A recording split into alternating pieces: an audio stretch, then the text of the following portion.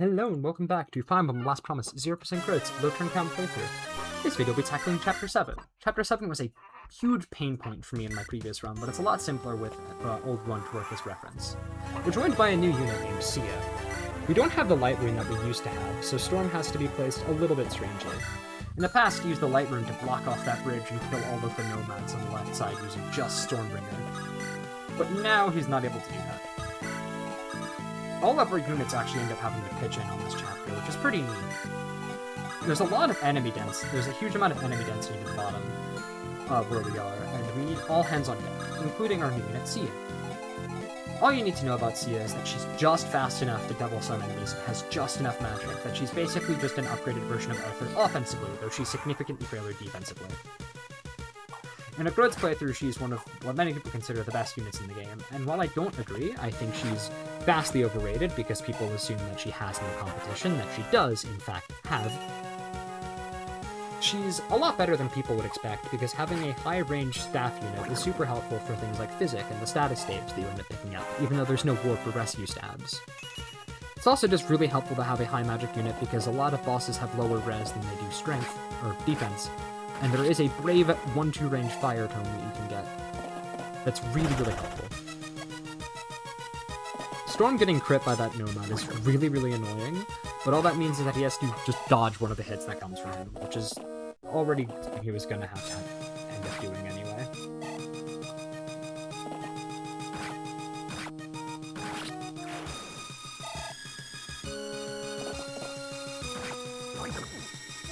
A lot of enemies also have poison weapons, which is really annoying. But by focusing solely on this left side, we're able to do a lot of things. Notably, by having the units laid out the way we do, we're able to push down aggressively to the huge ball that's already forming down there. So for starters, we have Kevin kill this Myrmidon to allow the rest of the group to come down below. Inanna burns 2 RM so that Corbin is able to not miss. Otherwise, he would have.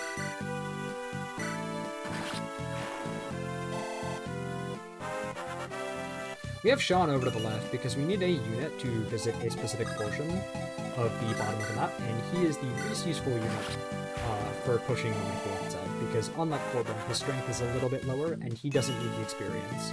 Corbin doesn't either, but like, Sean is also able to recruit the unit that spawns once we visit the bottom right of the map, and Hinan is able to carry him over to do that. Shuda can also recruit that unit, but we need Shuda elsewhere.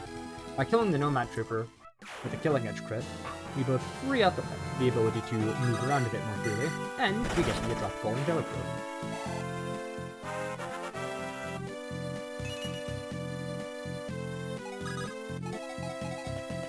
That also manages to set up for an Iron Sword crit from Altares, which at the very least is funny. And we're able to free Storm after we move on. And we need to heal Storm up so that he can push forward the enemies more aggressively.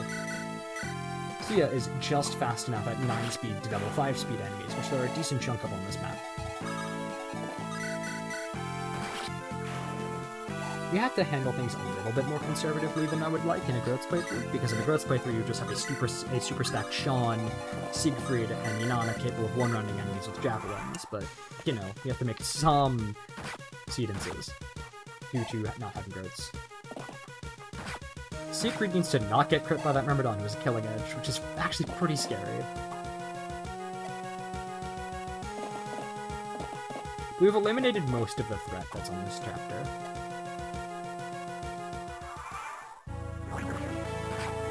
Thankfully, we're able to just move forward with mounted offense now.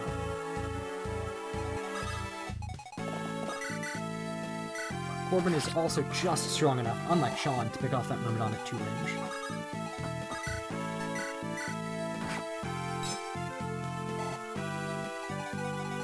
And a lot of the damage numbers are pretty exact.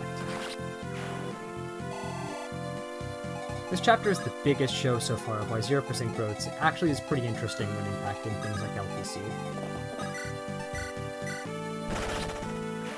Granted, there are a lot of things that would be really boring with growths, so I think this does help things cancel out.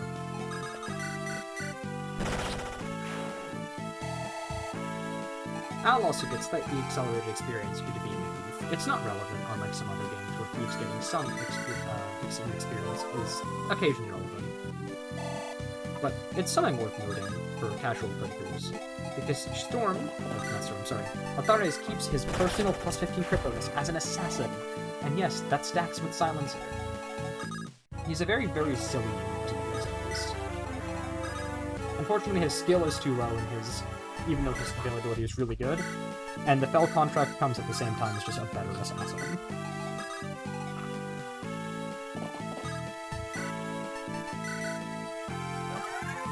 Thankfully, we get a lot of elixirs, so we're able to just heal our 1-2 range Juggernaut of Siegfried. Again. We are in Bernie Seer mainly for survival, although there's some offensive things that come out of it as well. And we use the Angelic Blade on Trudeau as well. Storm is about to get surrounded, so he needs to dodge one of the attacks that goes for him. We also need to dodge the Sleep Staff that's going to come our way. But the odds of that happening are decently high. I've not actually seen it hit in any of my attempts of this chapter. And his A-rank lances on Siegfried, so now he can use literally every single weapon.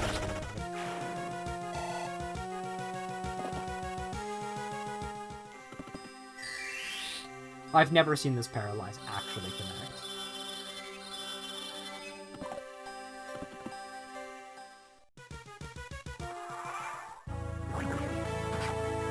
In the past, this boss kill against the boss, Seagram, was really annoying. It's going to become significantly simpler moving forward. I say simpler. It is simpler, it's just still annoying, but simplified.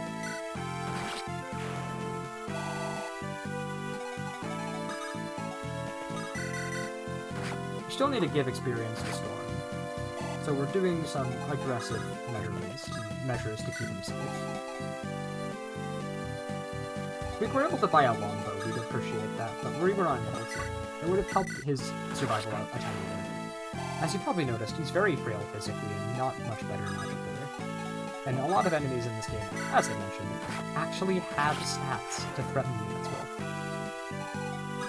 We do need to feed him aggressively, so.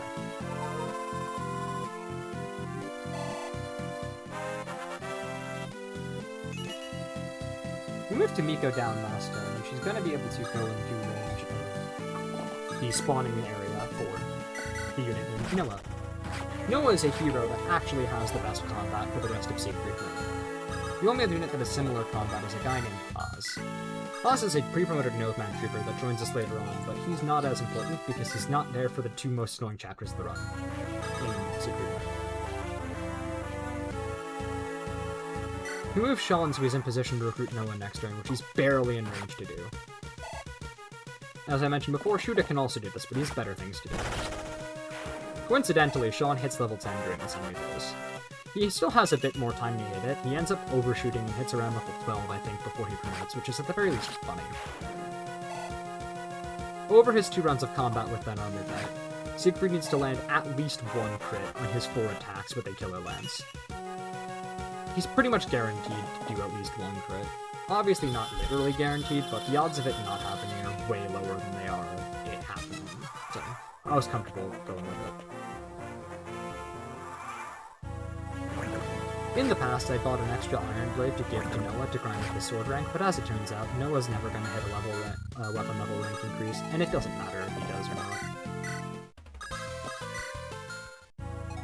Noah's stats are really, really strong for Siegfried mode, and decent when he returns in Anakin mode. I'll talk about them more in the next chapter when they're relevant. We get the unusable Sleep Staff that's just going to become money. I also should have mentioned at the start of the chapter, this is the first chapter that gives us preps. I'm not going to be showing the preparation segments because there's a lot that happened that showing it all in one bunch would have been really, really inconvenient.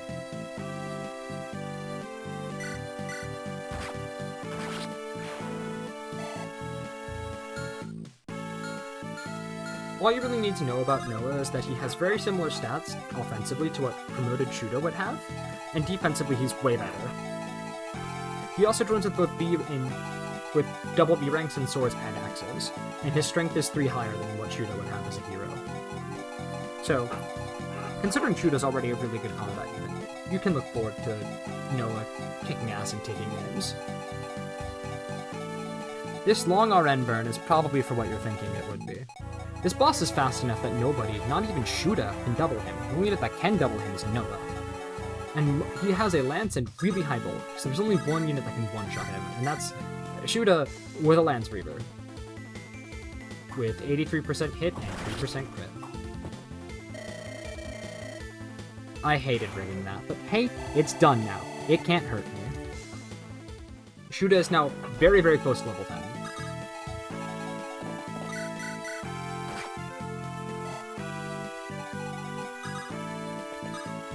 With all that done, there is nothing more to say beyond thank you for watching. This has been Chapter 7.